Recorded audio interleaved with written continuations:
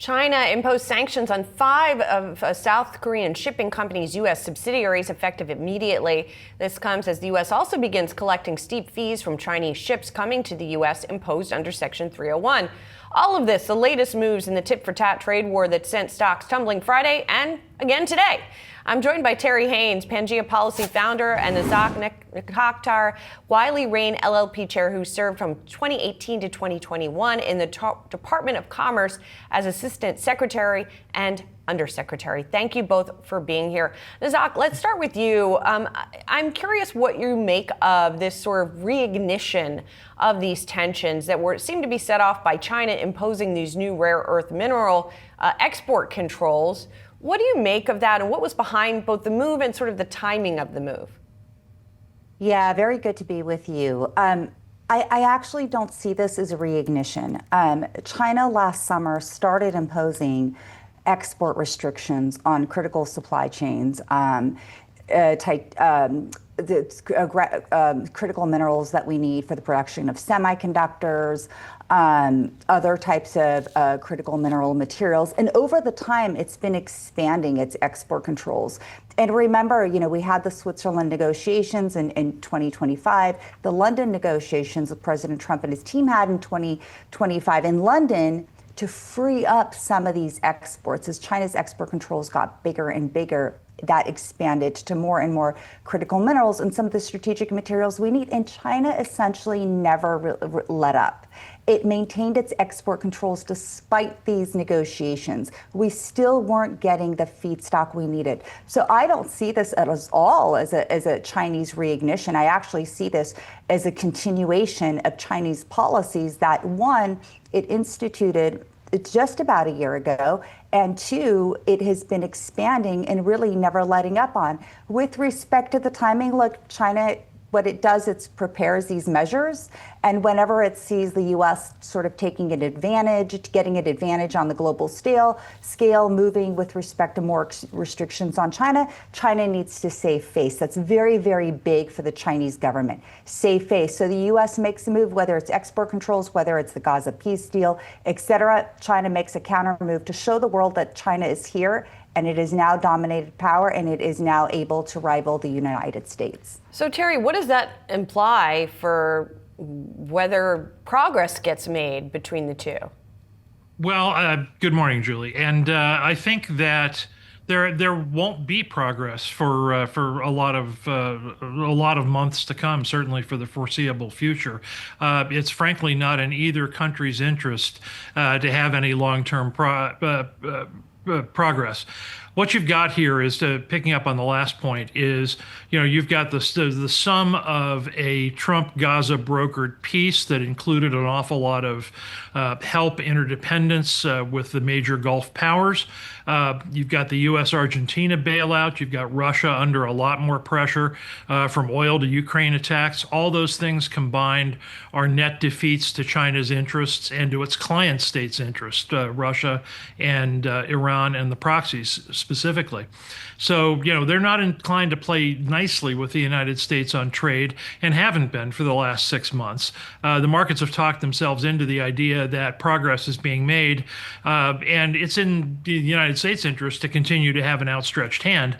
But at the same time, neither side is really interested in wanting to move forward here. And among other things, China's reminding us all of that.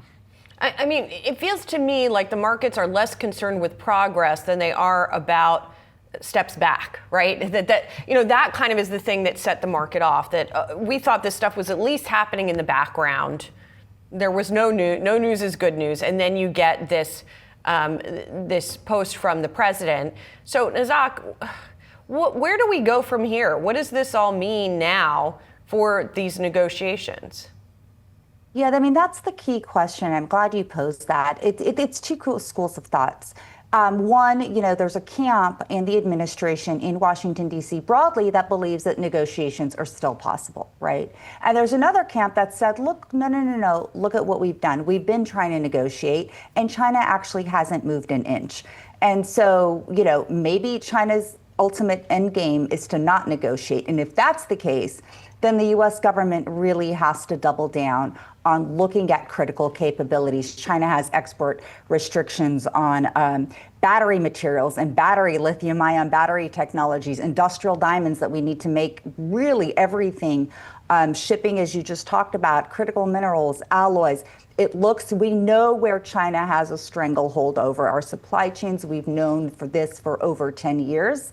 And yet the US government, across all sort of sections of the US government, has been a little bit slow into figuring out how to really double down and build our domestic capabilities, which includes Congress appropriating money and the administration, the executive branch, moving swiftly to give companies who want to invest in the United States that money. And then again, shield these investments that are now growing in the United States from predatory import competition, China turning around and dumping goods in the United States. This requires a holistic approach. It requires the executive branch to work closely with Congress.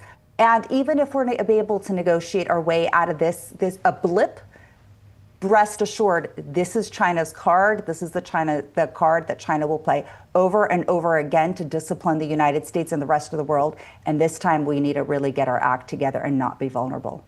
Well, Terry, us not being vulnerable in these negotiations might open up the market to a lot of vulnerability if the U.S. is indeed going to play tough and hold the line. And the market has gambled successfully so far on the so-called taco trade. I know you've got another acronym, but the idea being that we do abandon the harshest tariffs, even if it's at the 11th hour. Well, sure. The markets are very binary, on sentiment on this in this area.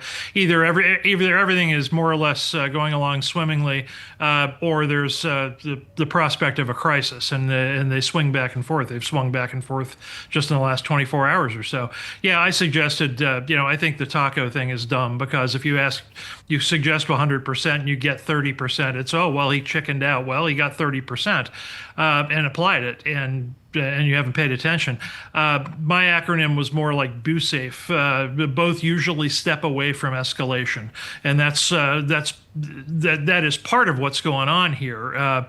Both sides judge, and I think China judged first, that for the reasons I mentioned, that it was time to shake things up a little bit, and, as was said, remind people China was here and that they have interests, and that's all well and good. But the administration so far is not interested in backing off. I do think they end up kind of moderating this in the end, but we will go back to this kind of cold trade peace that exists. But if anybody in markets thinks that either side is interested in actually finalizing a negotiation and moving past all this, I think they're dreaming. Terry, I want to add that this. Yeah, please. I want to add that this tit for tat sort of countermeasure is just not productive. The U.S. government really has to just understand this is a vulnerability, and this is the card China is going to use against the United States over and over again. And instead of wasting so much energy on tit for tat negotiations, really double down and build the capabilities we need at home, so we're not going to be in this position to be in the next time. Sure, but that takes years, right? So it seems like they're on the path to doing that, but it's not going to be next year or the year after that. It's going to take a while. You know what? We've made a lot of progress. U.S. industry has made a lot of progress stemming from the work that was initiated in the first Trump administration and carried through to some extent in the Biden administration. We're just a few years away from developing scaled magnet technology in the United States. We've got incredible battery investments in the United States, investments in super hard materials. Those are the industrial diamonds. I would actually say in about 2.5 years, we will be well on our way. So there's a small gap period to solve, but I think the U.S. has been doing a lot better than folks give it credit for.